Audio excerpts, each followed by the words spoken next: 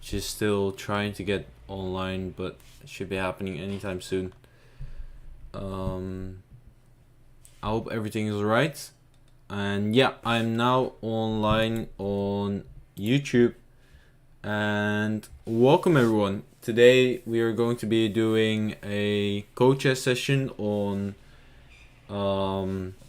Play the Queen's Gambit, which is a very interesting opening and also is a very interesting the Queen's Gambit.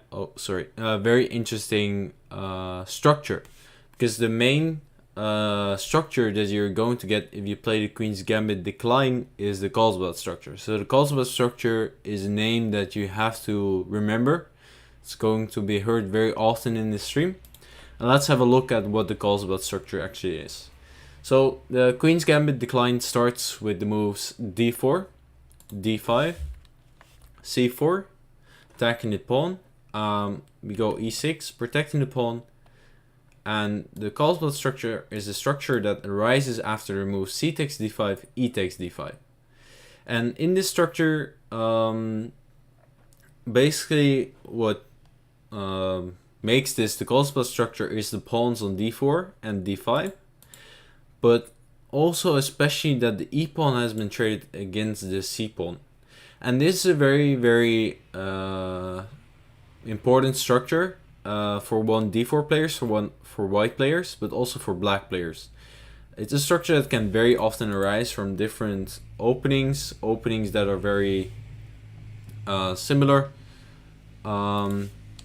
It can, for example, arise after d4, knight f6, c4, e6, and in these positions, black very often puts the pawn on d5. Anyway, we recently saw a game, for example, by Magnus Carlsen against Aronian, I think, in which Carlsen went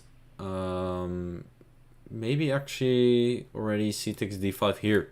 I went for this structure. He went for knight c3, some bishop b7, bishop b4, and basically he just wanted to play this structure and thought it would be an interesting way to play for a game.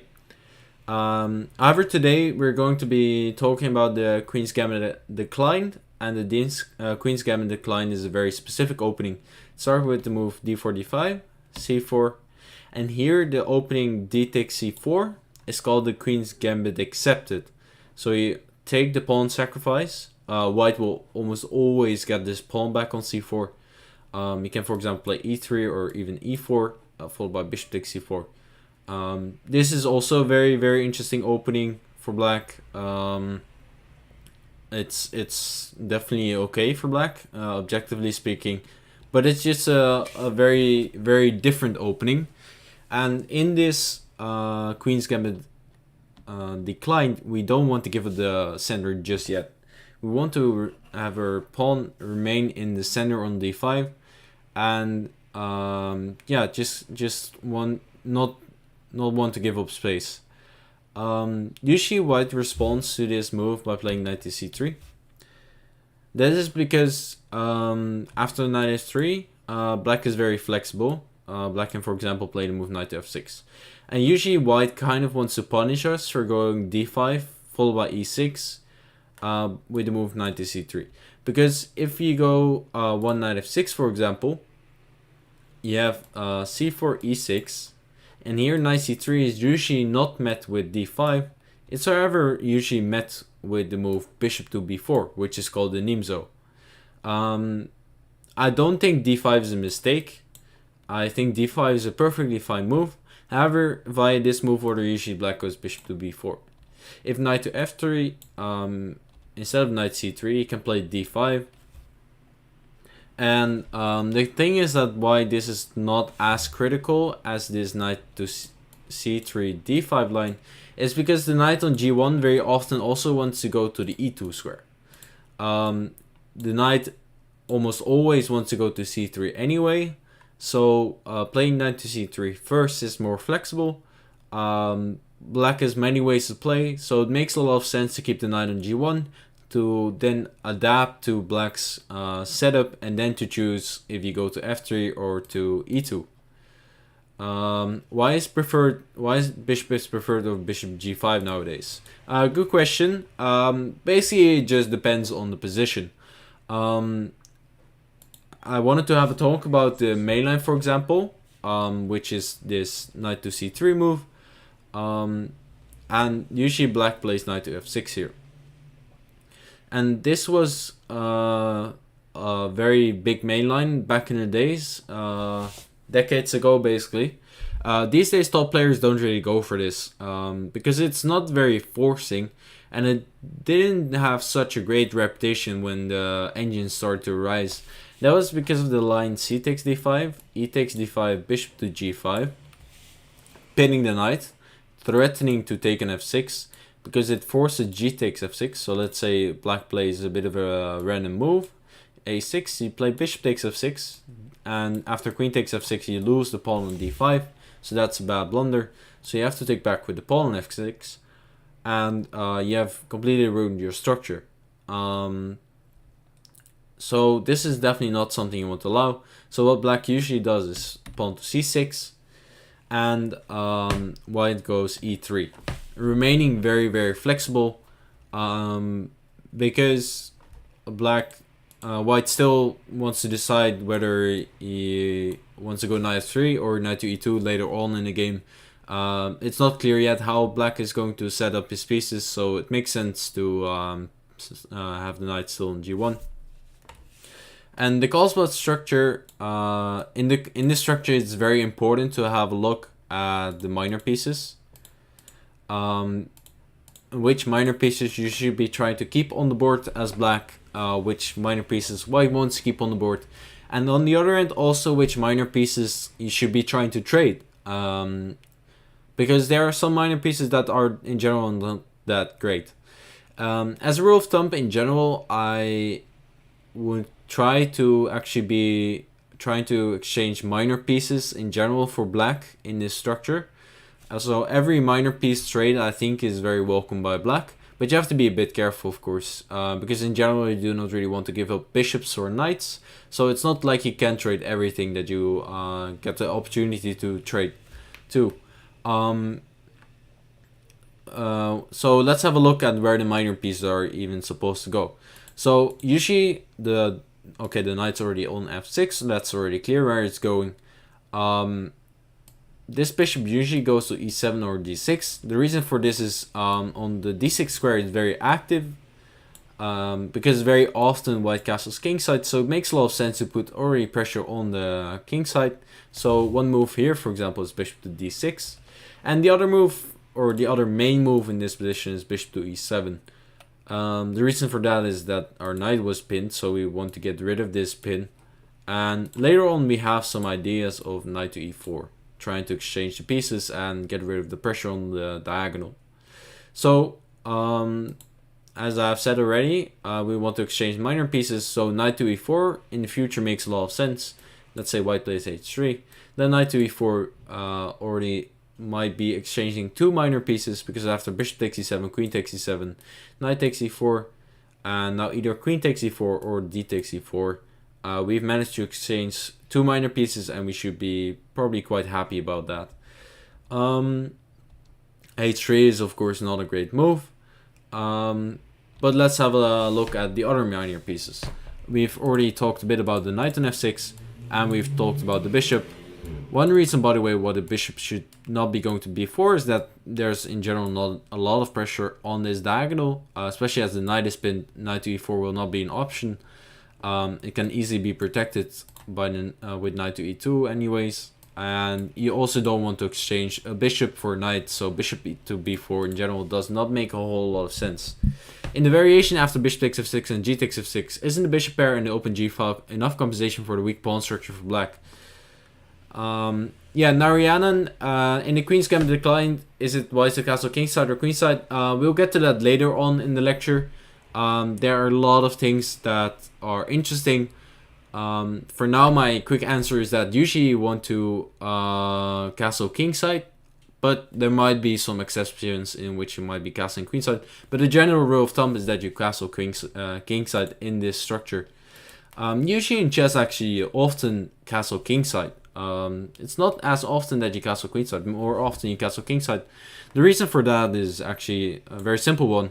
If you want to castle kingside, you have to remove the queen, bishop, and knight, while on the kingside you only have to remove the bishop and knight. So it takes one more move to castle queenside, so it makes more sense to castle kingside, as it gets our king earlier out of the center. But we'll get to more of that later. So another question was, doesn't the open G file and the bishop pair compensate for the pawn structure? The thing is that usually double pawns are not that bad. Very often, for example, you have the Ruy Lopez exchange, in which you give up the bishop for the pawn structure as well. The thing though is that here we have a better pawn structure than in the other position, because in the other position we had less pawn islands. Right now we only have 2 pawn islands, while in the other position that we had, let me get to that position again. A6, bishop takes f6, g takes f6. We're missing this pawn on g7 in comparison to the previous position, which means that right now we have 3 pawn islands, while in the other position 2 pawn islands. So we have 1 more pawn island than white, which in general not great, and that is the reason why this is the bishop doesn't compensate for the pawn structure. Eventually the f pawns will get weak, probably, because the thing is that because we're having 3 pawn islands, we have a lot of pawns isolated. Both f pawns are isolated, they don't have a g or e pawn next to them, and also the h pawn is isolated.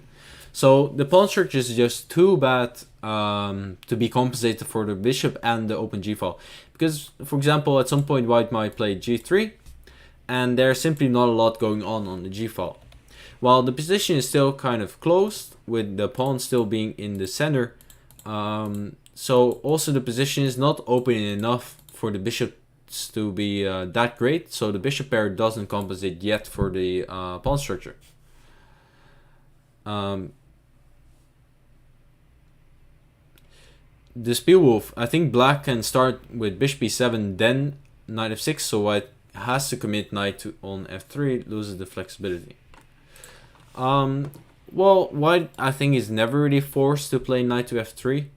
For example, one major line is bishop to e7 here, with the idea indeed to lure the knight to f3 and then go knight f6. However, in this line, for example, one major line for white is takes, and then go bishop f4. After knight f6, the bishop is on f4 instead of g5. However, the bishop is still very, very active in this structure, in the Cosbel structure. The bishop is just quite good on this diagonal as well as it is on this diagonal. So it's not so big of a deal for white that it had to put the bishop on this diagonal. Meanwhile, white can go e3, bishop to d3, and eventually you can still decide whether to put the knight to f3 or e2. So white is definitely not forced to put the knight to f3.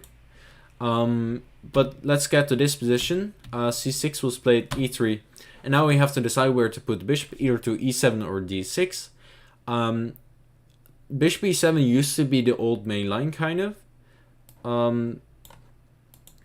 But things have kind of changed. These days, the main idea is actually to put the bishop to d6 and eventually go for the kingside attack. With new engines, lines have been changed, new moves have been found, and opinions have changed. So these days, bishop d6 is actually what I consider to be the main move and the main critical move. There also used to be another line, bishop to f5. And now we get to the light square bishop. In this Cosbel structure, the main problem for black usually is this light square bishop. The bishop on c8 has not very many active squares. The main active squares are either f5 or g4. Usually my thumb of rule in the Cosbel structure is that when you get the bishop to either f5 or g4 without any problems, you should be doing alright with black. Especially if, for example, you manage to play the move bishop to f5 and white goes bishop to d3.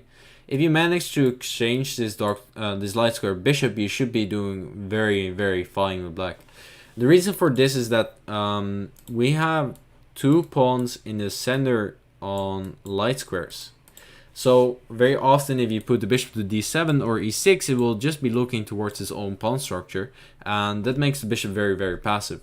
So our dark square bishop is very dynamic, very active. It has many squares to go to, while from those squares it will also have a very active purpose on the diagonals, while the light squared bishop doesn't have too many of those squares because of our pawn structure. So if we manage to get our bishop to f5 or bishop to g4, we should be doing fine. However, in this position, there's a problem with the move bishop to f5, which is the move queen to f3. It attacks the bishop on f5, which forces us to play a move. Usually black goes bishop to g6. And after bishop takes f6, queen takes f6 is the usual move. After g takes f6, we again have this pawn structure. We're gonna get this pawn structure anyway after queen takes f6 as well, because white can take, and simply play this position. The thing about this position, however, is that it's just much easier to play for white. We do have the bishop pair to compensate for the pawn structure.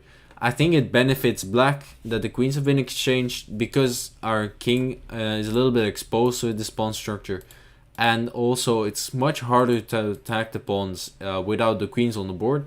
So it definitely benefits black that the queens have been exchanged. However, the pawn structure is just so bad that probably white has a little bit of an edge here. A very important game as well in this position was a game between Carlsen and Kramnik, in which Carlsen, I think, went knight to e2. The main move in this position is bishop to d6, and there was a very theoretical battle.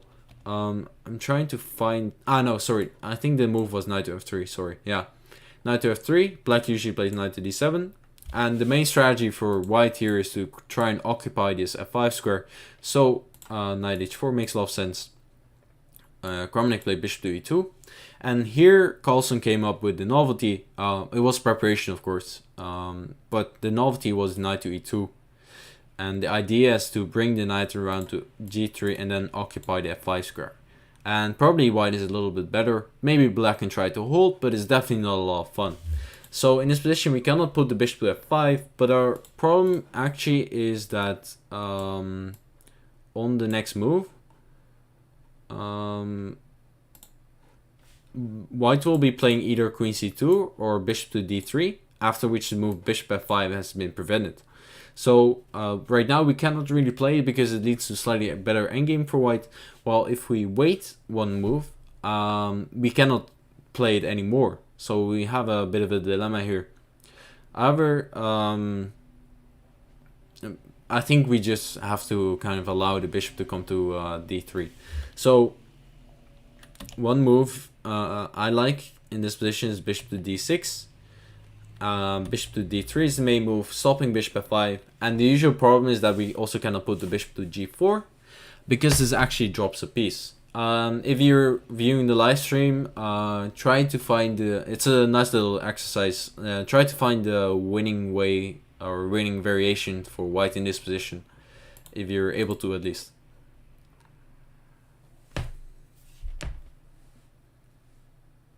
Yeah, so usually for the black position, the light squared bishop will become passive. Yeah, that's very true. There's simply not a lot to do about that. We just kind of have to accept it. However, at some points it might become active. If we at some point manage to get it to f5, or at some point manage to get to g4, then it can definitely become active. So right now it can be passive, but at some point it might become active. Yeah, so people are suggesting the right move. Bishop takes f6. Queen takes g4 doesn't win a piece, because after knight takes g4, bishop takes d8, king takes d8, it's equal material. But bishop takes f6 is a nice move. Queen takes f6, queen takes g4 will be winning a piece.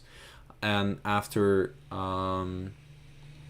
queen takes bishop takes f6, bishop takes d1. White will play bishop takes d8. we can take back the bishop, but after rook takes d1 we will be down a piece as well. So bishop g4 simply loses a piece, which was the exact same case here as well. Move previously, a move before, bishop to g4, bishop takes f6 would also be winning a piece for white in the exact same way. So we cannot play bishop f5 or bishop g4 anymore. Instead we should castle. Usually, as I said before, black castles kingside. We've already developed the knight to f6. We've already developed the bishop to d6, so it makes a lot of sense to castle kingside. For white, it's a bit different though. White in these positions can either castle kingside or queenside, because the reason for that is usually this plan of b5 attacking on the queenside isn't as strong as it seems like. Because after you push b4, the knight will go to a4, the a pawn will be stopped on a5. The c5 break is very difficult to get in, because after d takes c5 you'll be left with an isolated pawn on d5. So the queenside attack is not as strong. And also the king is of course recently relatively safe on the g1 square as well. So on each side it will be kind of safe. So for white, actually, it is a question whether he goes kingside castles or queenside castles. However, usually against this setup with bishop to d6, white does castle kingside. With the bishop on e7, it's more often that white castles queenside actually. But let's castle. Usually white plays queen to c2. And now white actually has a threat. Our knight on f6 is still pinned. So that means that our pawn on h7 is technically only defended by the king. So it's only defended once while it's attacked twice. So this is something you have to be careful of usually when playing these positions. Is that you have to be a bit careful when the queen on c2 appears that the h7 pawn might be under attack. So we should be playing h6. It's with a tempo on the bishop. White doesn't want to give up the bishop pair, so he plays bishop to h4. And here we have to find the next move. So in these structures, it's mainly about piece play. It's not about pawn play. So we should be trying to improve our pieces. There are not a lot of great pawn moves for black. The usual problem is that our c5 break will be met with d takes c5, bishop 2 takes c5, and we will be left with a weak pawn on d5. Even in this position, white might also play knight takes d5, simply winning the pawn because the knight on f6 is pinned by the bishop on h4. However, if white takes, for example, you're usually left with this weak isolated pawn, and it's not really something you're happy to go for with black. So c5 is not a break you want. Meanwhile, the move b5 weakens the c6 pawn because it cannot be protected anymore by either the b or the d pawn, and it's on and half open c file. So you're really weakening the c6 pawn. So it has to be in very special circumstances before you go b5. a5, however, is a move that can often be played because actually one of the main plans in this structure for white is the minority attack. The minority attack basically means that you're attacking on one side where you have less pawns. So on the queen side, white has 3 pawns while we have 4 pawns. So it doesn't make a whole lot of sense to attack on the queen side, but white does anyway. And the reason for this is because the c pawn has been traded, there isn't a half open c file for white to play on. So because there's 1 pawn less, it's a lot easier for white to play there because there's a lot more space for white than for black. So the minority attack is usually when white at some point goes b4 and then b5, trying to take on c6, hoping for b takes c6, and because then the pawn on c6 is not defended anymore by the pawn on b7, it can become rather weak.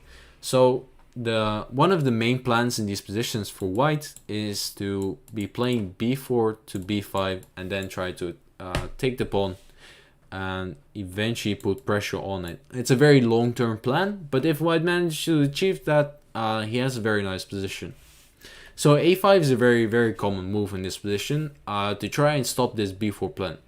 Also, at some point might white consider to castle queenside, and then it makes a lot of sense as well to have the pawn on a5 because it gets closer to the king, and at some point you might have an attack.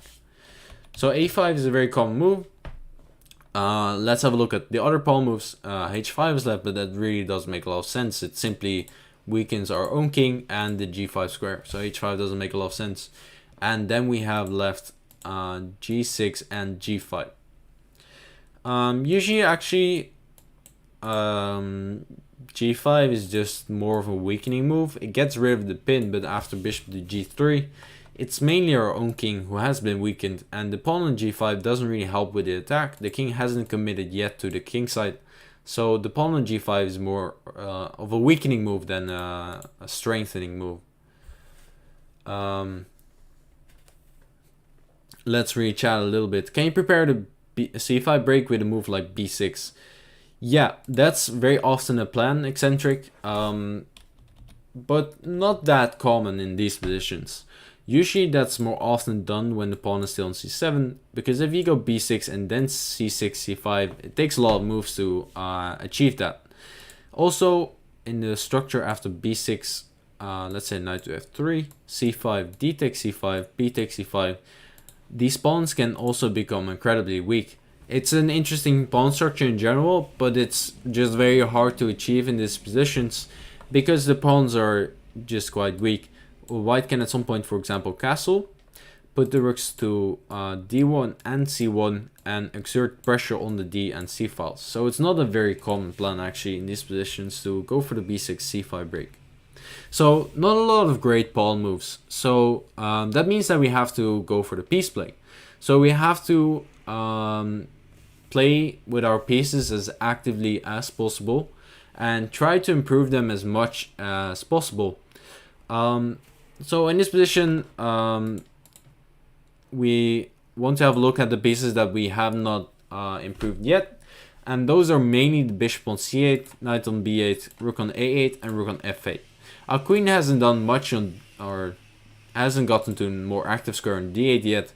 However, the queen is very flexible. At some point it can go to a5 in one go, can go to h4 in one go, and usually you don't want to play a queen move early on in the game, so we want to keep the queen on d8 for the moment. As I said, it's just rather difficult to develop the bishop. Bishop f5 is not possible anymore. Bishop to g4 could be considered, however the problem is h3. And we cannot go to h5 because after g4, bishop g6, we are losing a pawn. Even if we weren't losing a pawn, this structure isn't so great with f takes g6. So it's really not something we want to go for. So bishop g4 is not a move because our bishop doesn't have a lot of great squares. Which means that for the moment being, we should probably try to keep the bishop to c8. And at some point maybe it can go to an active square. Actually, I want to go for a second to move g6. It's very often a move actually to play the move g6. This is because at some point you want to achieve bishop to f5 to try and exchange these bishops. However, in this position it's probably not a great move because you need another piece to help the bishop get to f5.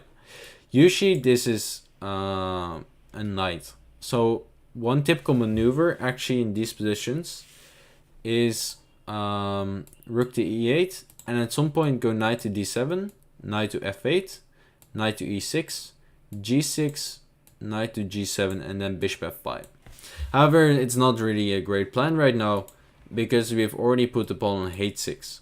And playing h6 together with g6 is not a great combination. If you play, for example, in this position g6, white might even consider sacrificing because we've opened up our king so much.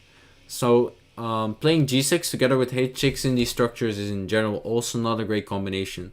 So as I said before, not a lot of great pawn moves in the current position, which again means that we should be trying to be improving our pieces instead of our pawns. So which move, yeah, I am reading to the chat, push courage. I'm also trying to do the lecture. It's not very easy to keep up with chat, answer all the questions, and also be like trying to say what I still want to say about the current position, but I'm trying. So we have to improve our pieces. And the pieces that we need to improve, as I said, are the light square bishop, but it's not really able to yet. Then we get to the knight, and I have something special in mind for the knight, but we are not there yet. First, we can improve our rook. In this position, white has the open c file, but we have the open e file. So it makes a lot of sense to put the rook to e8. Let's get rid of all the arrows first. One of the reasons for this is that simply the rook is more active in a half open e file, and very often white castles kingside, and on the king side the rook can very often go for a rook lift, and that helps us try and checkmate white. So the move rook d8 makes a lot of sense because it gets the rook simply to a more active square than it was on f8. Usually, and this is actually the point where white has to make the very important decision where he puts his knight. Because right now he's basically developed all of his pieces. The queen is out, the bishop is out, the knight is out, the bishop on h4 is also out. So there are not a lot of ways to still improve white's position. And he's finally gotten it to that point that he's forced to choose whether to go knight to f3 or knight to e2. And very often the knight actually goes to e2 in these positions. The reason for that is after knight to f3, there's one big problem, which is bishop to g4. And now after h3, we might simply take on f3. I think also in general against this setup with the bishop to d6, the knight on f3 doesn't make a lot of sense, because this e5 square is quite well protected. So very often in the setups with the bishop to e7, the knight can go to f3, because from f3 it can jump to e5. Over here it's quite clear that it's very difficult to jump to e5, so knight to f3 is not a great move because the knight will not be doing much on f3. We can also play bishop to e6 and followed by knight to d7, rook to c8, and then try to aim for the move c5. No, there are not a lot of moments, Derek, that I'm not thinking of chess. How about you go knight b e7? Yeah, so very often the move is knight to d7.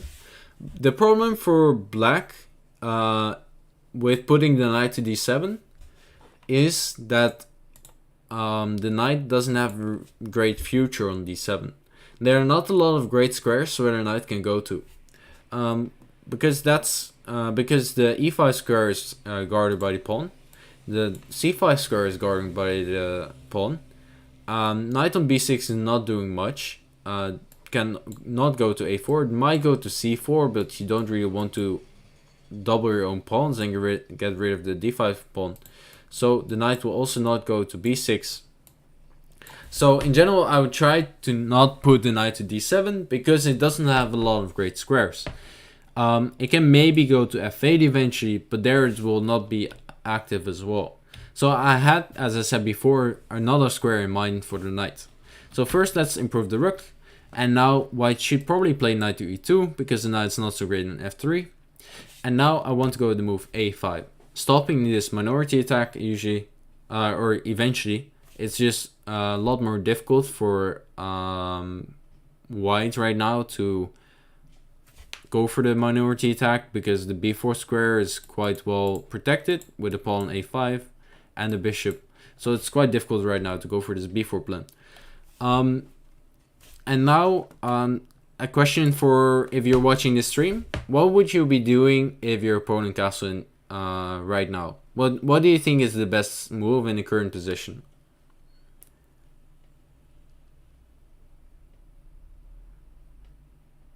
Yeah, I understand the idea behind knight bd7. The problem is that the knight still doesn't have a great square on d7. Okay, maybe you can unpin the knight by playing some move like queen to c7. However, the queen doesn't really have great squares. And the position is not about developing your queen. The position is more about getting your minor pieces and the rooks to great squares. Because eventually your queen will find a great square anyway. The queen is so flexible that it has the potential to get to any square basically. So it will always find a good square to go to anyway. So the point of the position is not to find a good square for the queen. Yeah, and as chat points out, bishop takes h2 is very strong. So this is an idea that white has to be very careful of. And one of the reasons why I like this setup for black. And now after king h2, we can play knight to g4 check. And we suddenly have a discovered attack on the bishop. If white simply plays king to g1, we take the bishop and we go for a mating attack. Which means that our opponent has to go king to g3. Because after king h3, he runs into this diagonal, which can only lead to bad things happening. So knight takes e3 here wins the game. It's a check on the king, and also we attack the queen. So we'll be winning heavy material right now. So the king has to go to g3. But now after g5, we will be winning back the bishop, and the king is on g3, which is a very bad idea. So in this position, white is in very bad shape. So castles bishop takes h2 is a trick that white has to be very careful of. So instead, white should probably play the move h3, preventing the king from castling, and also stopping any bishop to g4 ideas. One idea, by the way, of putting the knight to e2 is that it's also more flexible in the sense of that eventually white might go f3 and then e4. Trying to grab the center and also trying to open up the f-file, because there might be a rook soon entering on f1, and if the f-file gets open, that will be great, of course. So f3 e4 is eventually a plan for white maybe, but that's why we put the rook on e8. With the rook on e8, it's very difficult to go for this plan, because if white, for example, plays f3 in this position, we can simply take the pawn on e3. So it's not an easy to achieve plan to achieve. Yeah, a5 looks like a waiting move, Munter, but I have a very special idea in mind. If white plays h3, then I want to go for an idea that Subham suggested, which is move knight to a6. And that's why I wanted to keep the knight on b8. And this is definitely one plan to remember if you're planning to play this kind of structure, is that the knight can actually go to a6. The reason why you play a5 first is that if you start with the move knight to a6, white can again think of giving up the bishop pair to ruin your pawn structure, and again you're left with a lot of weak pawns. And now that the pawn on b7 is not defending c6 anymore, there will be a lot of pressure on the c-file. So we first play a5, so that in this position after knight to a6, bishop takes a6, we can simply take back with the rook. And now white has given up the bishop for nothing basically. And meanwhile, we're also threatening to play knight to b4, winning the bishop with a tempo. So we also have a threat right now. Instead of h3, what about bishop g3 for white to stop bishop takes a2 idea, and also if black has changed the bishop, white gets the open file? Good question. If white plays the move bishop to g3, I will probably not take on g3 because it does open the h file. I would instead probably play the move knight to a6, because now if white castles, we might actually then take, because after h takes g3 there isn't a rook anymore on the h file. So we just play a simple waiting move, and as I said, in general in these positions we should be trying to exchange minor pieces, so we shouldn't be afraid of a move like bishop to g3. It does prevent bishop takes h2 check, but on the other end it does eventually exchange a minor piece, so we should not mind about it too much. So knight to a6 happened. Yeah, no problem, Derek. Maybe see you another time. So knight to a6 happened. Yeah, you basically ignore bishop g3 LDO, and white should prevent the knight from coming to b4. So white should probably play the move a3. And now the knight again looks a bit silly, because the knight cannot go to b4, the knight cannot go to c5, but we kind of went to a6 with a tempo. We were threatening to go knight to b4. We cannot do it right now because it gets taken, of course. However, there's one more square, which is the c7 square. And you might be wondering what is the knight even doing on the c7. However, it has a great future ahead. The idea of this knight maneuver is eventually to get to the g5 square. So we want to go to e6 and then go to g5. One of the reasons for this is that white probably will not castle queenside anymore because he has gone the move a3. And now after the move b5, followed by a move like b4 or a4 followed by b4, we will be opening up the king side, the queen side, so we are getting to the king. Meanwhile, white is very far away from opening up the g file, so we'll be the first to attack, so it's very unsafe to castle queen side, which means that white will probably castle king side. And then it makes a lot of sense to put our knight to g5, because on the g5 square, it will be getting very close to the king. Also, on the g5 square, the knight is unpinning this this knight, because the knight will be blocking this bishop, which means that after the knight reaches the g5 square, we will be able to play this knight towards a better square again. The knight on e6, however, right now is blocking the e file, so it makes actually a lot of sense to be playing f3 right now, because white is threatening to play e4. If white gets an e4, we are in a lot of trouble probably with black, because e4, we don't really want to take it because it does open up the f file, creating pressure. And also after white has gone e4, he is threatening to play e5, winning a piece with a double attack because the pawn is guarded by the pawn on d4. So e4 will come with a lot of force, and we really don't want to allow it. We should probably continue with our plan with knight to g5, putting pressure on the e file. So we are threatening rook takes e3, and the knight also puts pressure on the e4 square together with the rook. So there is a lot of pressure on e3, there is a lot of pressure on the e4 square, so it makes a lot of sense to put the knight to g5. However, the question right now is, what if white plays e4 anyway? Because if d takes e4, f takes e4, white, we did open up the f file, e5 is still coming, and we cannot take it because the pawn is just guarded well enough. And also the knight was pinned, so we'll lose the queen here. Bishop takes e4 would allow black to win the game, kind of by playing queen takes h4, but bishop d8 simply wins the game. So what to do after e4? Does anyone in chat maybe know how to respond to this move? If you find this move, you're probably a really strong player, so I'll give you some time to think about the position.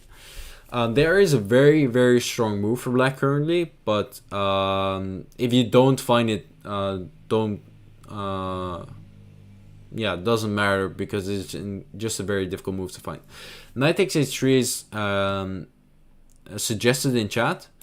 It's an interesting sacrifice. Usually this is one of the ideas that we want to go for with black. However, after takes, white can, for example, just play the move rook to f2, and there's not really an attack going on for it, so white just has a great position right now.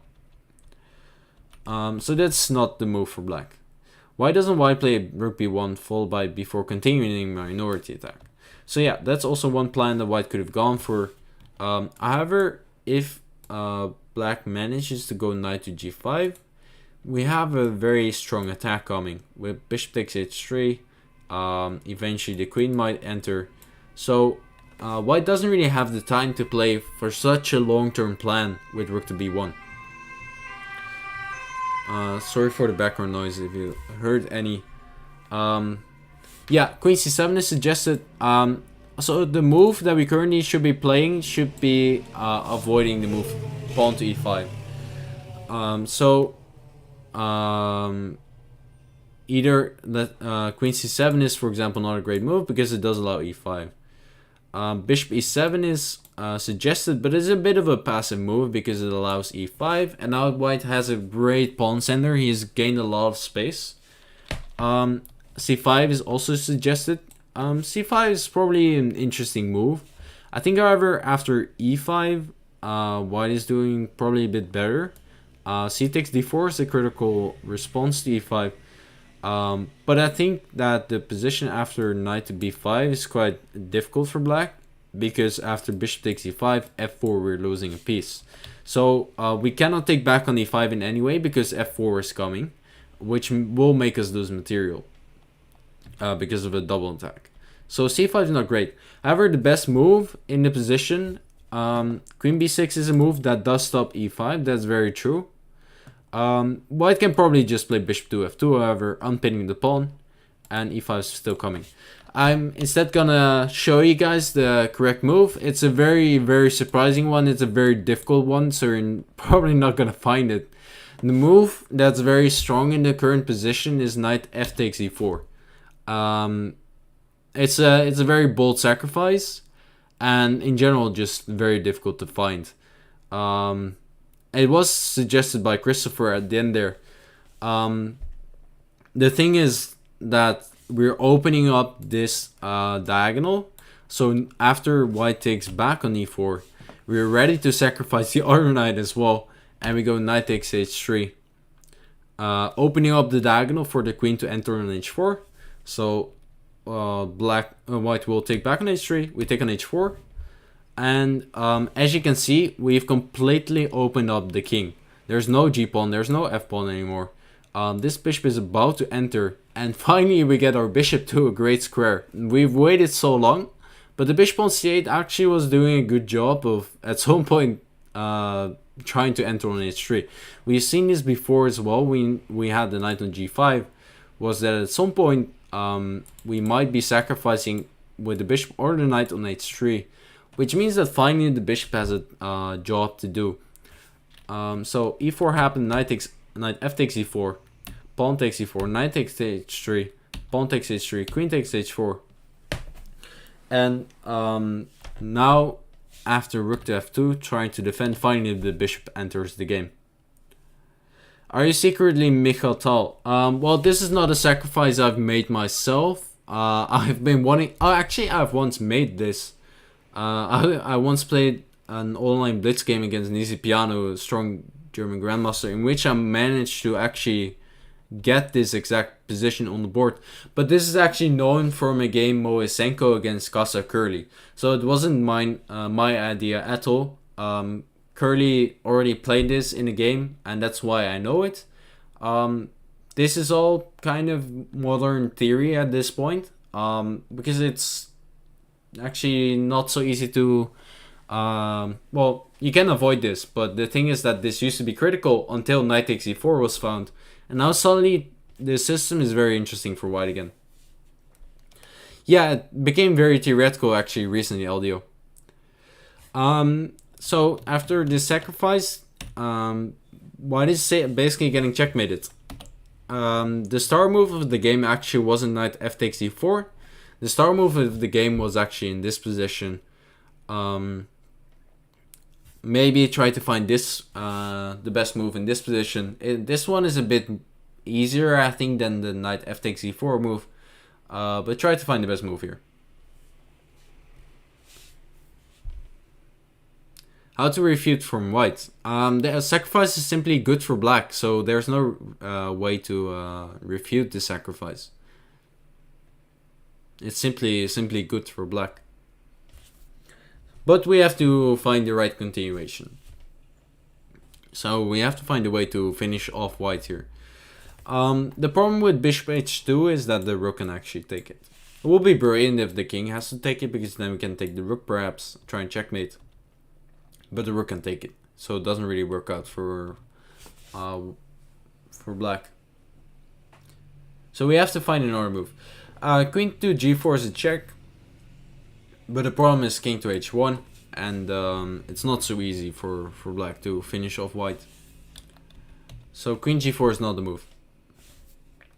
Rook to e6 can be played, with the idea rook to g6. However, the problem for black is pawn to e5. And now after rook to g6 we can simply take it. So rook to e6 is a bit too slow. So the right idea has already been found. We want to have the rook enter the game, which is why we put the rook on the 8 in the first place. We have to be a bit more extreme though. we have to play the move rook to e5 instead. There's no way to prevent the rook coming to g5 instead of taking it, but that would allow the bishop to come to c5. And now all of a sudden, this diagonal is opened up, and there's basically a mating threat on f2. Yeah, well, it's a nice fine Duffin. Rook to e5 is a very, very nice move. So in this position, white has to defend the f2 rook, so he jumps with the knight in between, gaining some time because black has to take. Meanwhile, the rook has been defended. However, black is still having a lot of threats. He's currently threatening to play queen to g3, after which king to h1 is forced, and then we can take the rook. So white defends the rook, but it's simply too late for white to save the position right now, because you can play queen to g3, forcing king to h1, and now bishop to g4. Threatening to play bishop to f3, forcing rook takes, and then we have checkmate. So white went bishop to f1, bishop to f3 check. As I said, white cannot take it because you have checkmate. So instead, white went for the move bishop to g2. However, now queen to h3 check game, forcing the king to g1 as the bishop was pinned on g2 by this bishop. So king to g1, and now will be checkmate finally. So very, very nice game, and this is really my model game for the Queen's Gambit declined. I'll click through it once more. You can also see the stream once again, but it starts with d4, d5, c4, e6, knight c3, knight to f6, takes, bishop to g5, c6, defending d5, e3, and now we want to go for the setup with bishop to d6, castles, we have to go h6, and then rook to e8. And in this position we go for the plan with a5, knight to a6, knight to c7, knight to e6, knight to g5. So that's kind of the summary on how to play this position for black, and really something I look forward to producing once myself on a over the board game. Classical game would be very nice. Why didn't white play rook f1 directly instead of giving the knight? Good question. I'll go back to that moment a bit. So we had this position. Rook to f1 was a move. However, the problem for white is that I can just take it. Getting rid of the defender of the f2 rook. And you cannot take with the rook because it's pinned. And if you take with the king, then you're still getting checkmated. So rook to f1 doesn't really help white. Do you have Ragozin in store for us? Ragozin is also an interesting move, or opening. The Ragozin, for those who don't know, is the line which can arise from this. Usually white goes c takes d5. But if white goes knight to f3, you have bishop to b4, which is the Ragozin. I'm not sure if I'll be doing a session on the Ragozin once on Coaches. Might be something that can be covered once on Coaches, but it's not up to me to decide what's being streamed on Coaches. But there might once be a session on Ragozin, so make sure to keep on watching the Coaches streams. Why does white h3 a lot in these? Well, the reason I explained before why white plays the move h3 is because black's main problem is his bishop on c8. This square on f5 is guarded pretty well, but this square on g4 is not guarded that well. So one of the reasons why white goes h3 in these positions is simply to eventually prevent the bishop coming to g4. Also, white wants to castle kingside, and as we have seen after the immediate kingside castle, we can play the move bishop takes h2. So one of the reasons is that you don't want to allow bishop takes h2, and the other is that you don't want to allow bishop to come to g4. Can I play this opening after this stream? Until which rating is this enough? Well, the model game that I've shown, if you remember this game, this was a 2600 player being defeated with white. So an international master, I think the black player was. Kind of made him look like a, yeah, I don't want to offend anyone, but like a baby or something. He really got defeated quite badly, to be honest. So you can defeat very, very strong players with this.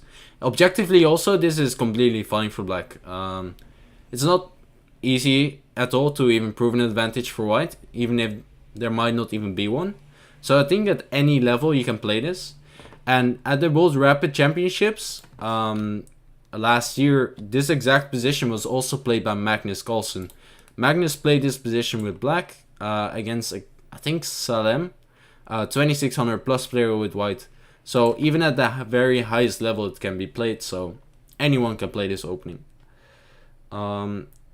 Yeah, this stream will be saved, Munter, if you want to watch back. Isn't a variation where black plays bishop before called the Nimzo Indian and not the Ragosan? Yeah, so the Nimzo Indian is knight to f6 in this position, c4, e6, knight to c3, and now bishop to b4. The Ragosan is something else. The Ragosan is the position after knight f3, d5. However, very often white doesn't play knight to f3 in this position, for example. I think the main line these days is e3. So this doesn't lead to the Ragosan because white doesn't put his knight in f3. Usually the Ragosan arises after white plays knight f3 in this position. Black goes d5, knight c3, and now black goes bishop to b4. What if white plays f4 instead of f3, or is e3 too weak in your model game? Yeah, so actually in that game between Magnus Carlsen and Magnus had black in the game, between Salem and Magnus, Salem actually went f4 in this position, and Magnus went complete berserk. He went g5 in this position, which is a very bad move. He did win the game and was a rapid game, so he kind of got away with this. However, I think after the move pawn to f4, e3 does get a bit weak, and we now should be playing for a bit of a more solid approach. I like usually the approach bishop e7, and basically now we want to get rid of this pin, and we just enjoy this pawn being weak. One of the plans is, for example, knight to f8, and then this knight to h7 because it's now guarded, and then we've gotten rid of this diagonal or the pressure. Another plan might be also to play knight to h5. So for example, rook to e1, which is a very logical move. We can play two moves. One is knight to h5, and the other is the knight to f8 plan, which is actually very common in these positions after f4. Knight to f8 back, and now you want to go knight to h7 next, exchanging off the bishops. At some point maybe some b5, b4. But the problem for white in these positions is that the kingside attack usually isn't really working out.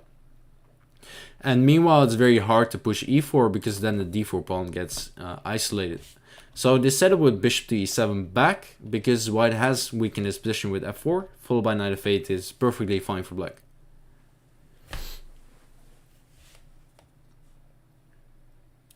What if I plays... Also, by the way, f4 is simply a mistake in this position. The reason for that is because you can play f3 in this position. And after knight to g5, you can now play f4. The sacrifice in h3, I thought was not working out for black. It might actually... Ah, wait. I think this sacrifice might be working. Needs to be checked with a better engine, maybe.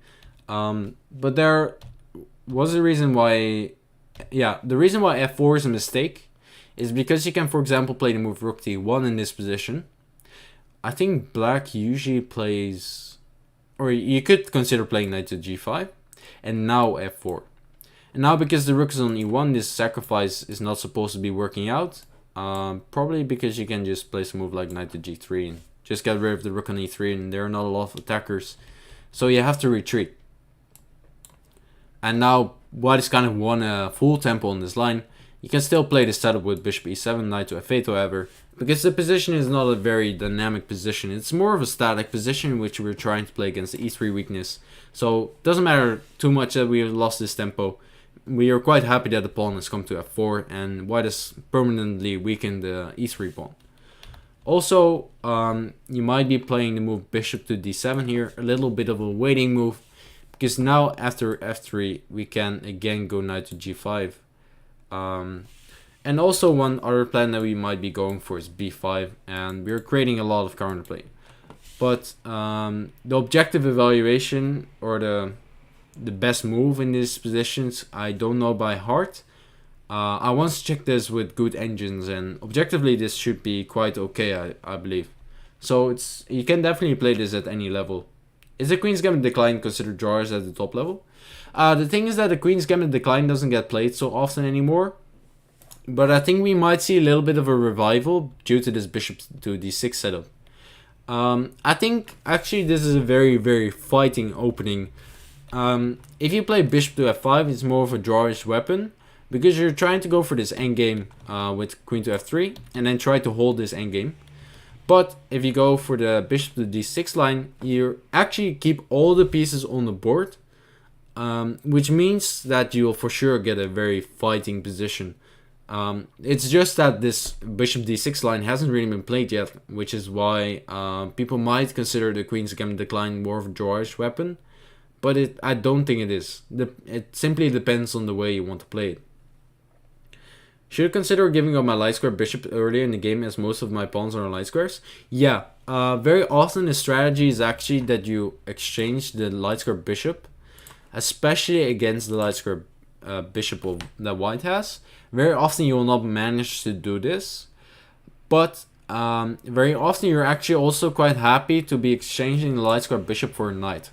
That is because the bishop on c8 in general is not so great. So you might even consider giving it up for a knight, and it's not at all bad, because it's very often simply your worst minor piece. Knight 3 gives equal as per engine after f4. Yeah, could be. It needs to be checked with a strong engine